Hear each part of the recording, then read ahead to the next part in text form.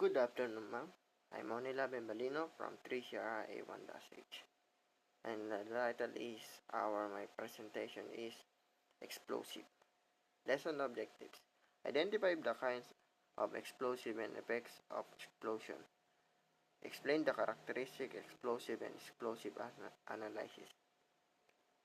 And here is the table of content. Describe the chemistry of explosive, why it is very easy for terror groups to make their own improvised explosive device or IED. Differentiate between low and high types of explosive and give example. Classify the explosive based on composition and give examples. And explain why suicide bombers are very dangerous people. And the last, explosive analysis. Next. Describe the chemistry explosive, why it's very easy for terror groups to make their own improvised explosive. The chemistry explosive device may be mechanical or chemical or atomic mechanical explosion occur when closed system is heated. A violent pressure rupture can occur. However, this doesn't make heated can soup on an explosive. An explosive substance, one which reacts chemically to produce heat gas with rapid expansion of matter. A detonation is very special types of explosion. It is rapid chemical reaction initiated by the heat accompanying a shock compression which liberates sufficient energy before an expansion occurs to sustain the shock wave compression which liberates sufficient energy before expansion. Occur to sustain the shock wave propagates into the unreacted material and supersonic speed between 1,500 miles and 9,000 miles in many cases. Prosecution chemicals enable this criminal use IED because they are used in the manufacture of homemade explosive, which are often used as a component of IED. Makikita po natin dyan yung pinaka-explosive, and sa kabila po yung IED na kung saan po mapanganib. And differentiate between low explosive and high explosive. Ang low explosive po yun yung are mixture or chemical that burn very rapidly but subsonically as opposed to supersonically, meaning that they deliberate. They consist typically of fuel and the oxidizer.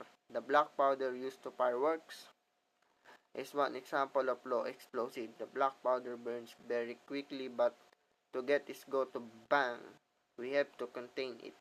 Kumbaga po, yung pinaka-low explosive yun, parang sa mga fireworks po, yung mga maliliit na, yung mga mababang mga putok, mga ano. Yung sa high explosive naman po, yun yung consist the materials that typically combine the reacting elements in the same molecule.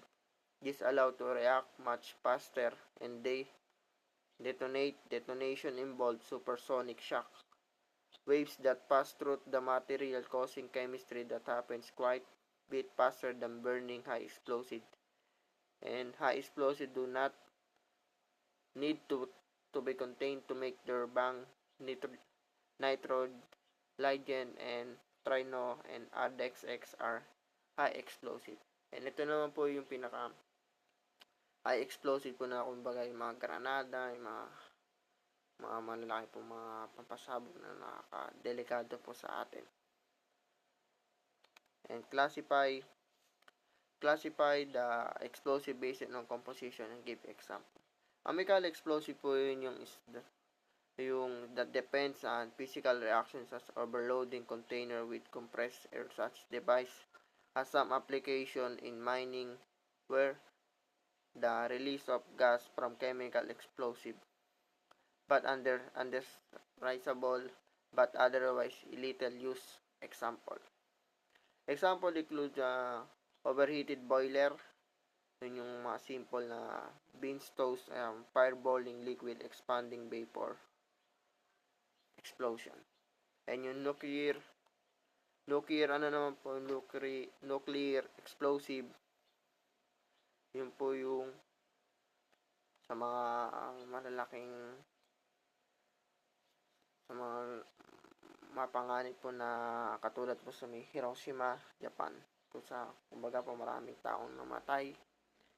And sabi nga po dito, is one which a sustained nuclear reaction can be made take place through almost instant, rapidly releasing large amount of energy, almost produce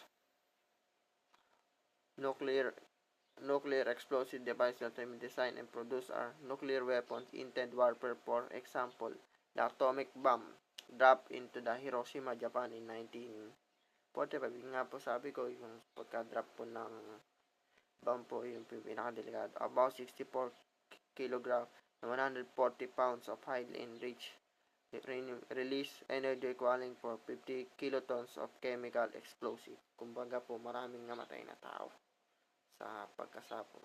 Yan po yung example ng nuclear explosive. And yung chemical explosive naman po, yung basically as detonating high explosive, differently or low explosive, detaining explosives such as a black and smokeless powder involve merely fast burning and produce relatively low pressure. Explain why suicide bombers are very dangerous. Suicide bombing are particularly shocking or on account and their indiscriminate nature, clearly tending to kill, injure anyone within a range of the explosion. The victim, mostly unsuspecting civilians, thought to political figure, military personnel, or frequently the main target, and because of the evident willingness the bombers to die by their own hand. Yun po yung mga suicide bombers, katulad po sa mga ISIS, kumbaga po, talagang makakita po natin sa mga mall, iba't iba pong mga ano. And the last is explosive analysis. Ano nga po ba ang explosive? Explosive forensic finding must provide sufficient information of the factors circumstances that lead to explosion and assist the count assessing and opportunating the responsibility and liability of parties involved. Ayan po ang aking presentation ng explosive. Yun lamang po. Maraming salamat.